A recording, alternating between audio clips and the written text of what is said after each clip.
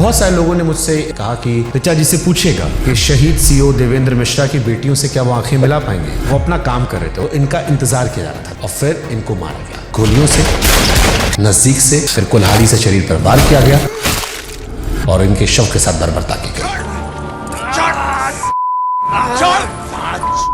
सामान्य अपराध नहीं, ये आतंकवाद जैसा है। तो उन्हें सजा भी तो आतंकवाद वाली मिल गई।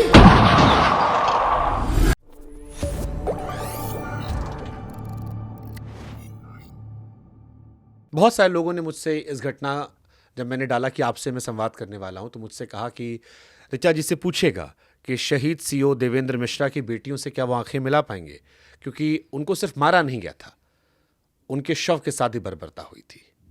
नहीं, उनसे मैं कभी आंखें नहीं मिला पाऊंगी और ज़िंदगी में कभी मौका मिला तो मैं उनसे कान पकड़ के माफ़ी मांगना चाहूँगी कि बेटा मेरी गलती नहीं है, और जो यदि मैं उसमें होती तो मैं ये होने न देती। मैं किसी बच्चे से उसके माँ बाप को नहीं छीन सकती। आज जैसे मेरे बच्चे अपने पिता के बगैर हैं, मैं महसूस कर सकती हूँ शुभांकर, मैं भी एक औरत हूँ, कि वो औरतों ने भी बड़ा दर्द झेला होगा। इसीलिए मैं चुप होके जो भी कुछ मेरे साथ हो रहा है मैं शांति से सह रही हूँ। मगर इस बीच क्या हुआ शुभांकर, मुझे तुम्हारे पास आने का सबसे बड़ा मोटिव था। कुछ लोग इस मैटर में अपने आप को अबला दिखा के, बहुत अपने आप को नहीं कहते कि अबला दिखा के अपनी नरेसिंग पॉलिसिंग कर रहे थे। मैं उस हिस्से पे भी मैं आऊंगा जो आप खुशी दुबे की बात कर या, रहे हैं। मैं उस हिस्से को भी रखा है मैंने। हाँ। तो हम आज सारे सेगमेंट कवर करेंगे, हम एक करके जा रहे हैं। अब एक इसमें ये भी बताती है कि देवेंद्र मिश्रा अधिकारी थे, वो अपना काम कर रहे थे। उन्होंने शहादत से पहले एक पत्र भी लिखा था कि आपके पति पुलिस की हत्या करवा सकते हैं। इन सब के बाद भी एक कोई पुलिस अधिकारी था जो मिला हुआ था। नहीं, ये नहीं समझ पाई, थोड़ा सा फिर से समझाना। देवेंद्र मिश्रा ने एक पत्र लिखा था कि आपके पति साहब जो है अपने अधिकारियों को वो पुलिस वालों की हत्या करवा सकते हैं। और फिर एक एसओ हैं विनय तिवारी, उनका नाम आया कि जानकारी इधर से उधर गई और फिर जॉइंट प्लानिंग के तहत पुलिस वालों के कुछ लोग मिलकर उस घटना की जानकारी दी। जब उस गांव पहुंचे तो इनका इंतजार किया जा रहा था देवेंद्र मिश्रा का, और फिर इनको मारा गया गोलियों से, नजदीक से, फिर कुल्हाड़ी से शरीर पर वार किया गया और इनके शव के साथ बर्बरता की गई। नहीं, जो चीज़ शुभांकर गलत है उसका मैं कभी साइड नहीं लेना चाहूँगी। वो उन्होंने नो डाउट बहुत बट ये सामान्य अपराध नहीं, ये आतंकवाद जैसा है कि आप तो उन्हें सजा भी तो आतंकवाद वाली मिल गई। हाँ, उन्हें सजा तो मिली आतंकवाद जैसी, जैसे उन्होंने किया वैसा उनको तुरंत मिला। उसके लिए मैंने कहीं, आप बता दो, कभी कोई स्टैंड लिया हो जाके? मैंने कभी नहीं। मुझे बहुत लोगों ने समझाया कि आप ये करिए वो करिए, पता नहीं मेरे अंदर जो मेरी मन की भावना थी, आज मैं कहना चाहती हूँ आपके उससे माध्यम से कि मुझे अच्छा नहीं लगा कि मैं इस चीज़ के लिए स्टैंड ले सकूँ। हो सकता हूँ मैं ये कह रही हूँ आपके पॉडकास्ट में बहुत लोगों को बुरा लगेगी मेरी बात, मगर मैं नहीं ले पाई, क्योंकि मैं भी एक इसी दुनिया की नागरिक हूँ, मैं कहीं और की नहीं हूँ। न मैं एलियन हूँ कि मैं कहीं बना के लाई गई हूँ कि मुझे ये बोलना है ये नहीं बोलना। मेरा मानना था कि जो चीज़ गलत है वो गलत है। मैंने हमेशा, आप गांव में जाइए, लखनऊ में भी जाइए, मेरे बारे में पता लगाइए, मेरा नेचर है जो गलत है वो गलत है। मैं अपने बच्चों के साथ भी ऐसी ही हूँ, जो गलत है वो गलत है, उसमें कुछ भी बर्बाद हो जाए उससे मुझे कोई मतलब नहीं, मगर जो गलत है उसको गलत कहो, उसको सही नहीं कहा जा सकता। कई बार आपको समर्थन करने वाले या खुशी को समर्थन करने वाले जो लोग हैं वो ये कहते, मेरा कोई नहीं, मैं काटूंगी इस चीज को, मेरा कोई समर्थन नहीं करता। मैं अपनी दम पे अकेले लड़ रही हूँ, पूरी न्यायपालिका की उस पे हूँ, मेरा कोई समर्थन नहीं करता है। मैं कई बार, आपने भी ये जिक्र किया कि आप ब्राह्मण हैं, आपने ब्राह्मण का जिक्र किया है ना कई बार। मुझे तो नहीं लगता मैंने करा। करंट गवर्नमेंट में नहीं करा मैंने, कभी करा हो तो भाई नहीं पता, याद नहीं, नो डाउट, मैं झूठ नहीं बोलना चाहूँगी, यहाँ बोल दूँ नहीं करा भी हो सकता हो, वैसे मैंने कभी ये नहीं करा। और एक बात और आज आपके माध्यम से बता दूँ, मैं ससुराल से ब्राह्मण थी, मैके से मैं कायस्थ हूँ, तो मेरे से उतना निकल नहीं पाता कि मैं ब्राह्मण हूँ। सॉरी, ठीक बात है, कोई बात नहीं। इस चीज को भी ब्राह्मण बड़ा टच मिलेगा, मुझे बड़ी गालियाँ देगा।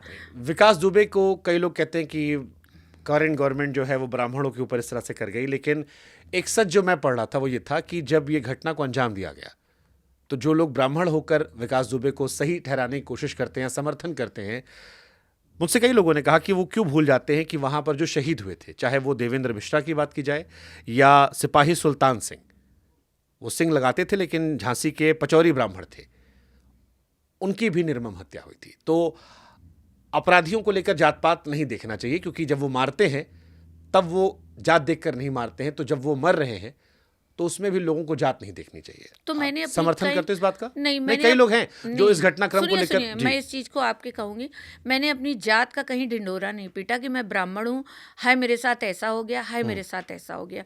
हाँ, जो जो चीजें थी मैंने वो अपने स्टैंड लिए। जब मीडिया में आने की जरूरत पड़ी मैंने बोला। 5 साल बाद आई हूँ, अब की बार मैंने प्रेस कॉन्फ्रेंस कानपुर में करी थी कुछ चीजों को लेके। बाकी मैंने कभी जात का लेके ढिंडोरा तो नहीं पीटा। आपके बच्चे कहाँ पढ़ते थे? एक बच्चा मेरा मिलेनियम में पढ़ता था, एक बच्चा मेरा पढ़ता था डीपीएस में। डीपीएस कहाँ? डीपीएस एलडी को। ओके। आपके एक बच्चा विदेश से पढ़ रहा था? हाँ, एक जब उसने कंप्लीट कर ली थी 12th के बाद। हाँ, और एक 12th तक की पढ़ाई यही कर रहा था? यही कर रहा था लखनऊ एलडी को। जब विकास खत्म हुए हैं तब उसने एग्जाम दिया है हाई स्कूल का, छोटे वाले ने। ओके। तो क्या इसमें ये भी थॉट प्रोसेस था कि हमारा बच्चा बाहर चला जाए, सेफ हो जाए, क्योंकि लोग ये भी पूछेंगे? नहीं, ऐसा नहीं था। आपको मैं आज आपने ये बात कही तो मैं आपको बताती हूँ। मेरे मैं तो हर वो शक पूछ ले रहा हूँ पूछो मुझे, जनता अच्छा के लग जहन रहा में है, आ रहा होगा। बहुत अच्छा लग रहा है मुझे।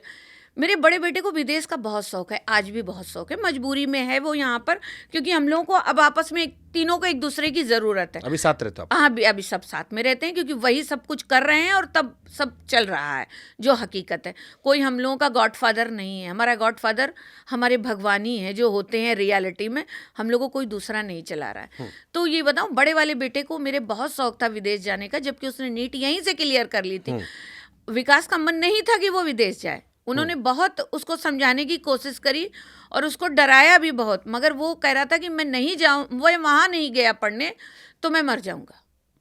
तो इस डर से उसको वहाँ भेजा था। ऐसा कुछ नहीं था कि मेरा बच्चा वहाँ चला जाएगा तो ये गोली चलाएंगे सेफ हो जाएंगे, ऐसा कहीं कुछ नहीं था। आपने विकास दुबे की जब गाड़ी पलट गई उसके बाद कई तीखे बयान दिए, जैसे भी आपने कहा कि उसके साथ आतंकवादी जैसा सलूक किया गया, एक जहां आपने कह दिया था कि मैं खुद मार देती, एक जहां आपने कहा रावण जैसा था। हाँ। अब लोग ये सवाल पूछते हैं कि जब 20 साल से उसने तबाही मचा रखी थी, 2000 की घटनाओं से तो हम नाम लेके बात कर रहे हैं, हाँ। इधर इतने सालों में, तब आप खामोश थी। जब सत्ता थी, ताकत थी, तब आप लोगों ने एंजॉय किया। अब जब ताकत चली गई तब आप लोगों ने विक्टिम कार्ड खेला। ये आप पर आरोप है? नहीं, ये जिसने भी आरोप लगाया गलत है। सत्ता थी कि नहीं थी, देखिए हर सत्ता और हर में विकास के साथ छीछा लेदर हमेशा होती थी। अब आप कोई कह देता है कि अखिलेश यादव की पार्टी में तो अखिलेश यादव बढ़ावा दिए थे। आपको मैं आज बता दूं, अखिलेश यादव की सरकार में ही विकास की 2006 में शायद उनकी 5 में कभी सरकार होगी, उनके पिताजी जब मुख्यमंत्री थे तब भी मेरी प्रॉपर्टी सील हुई थी।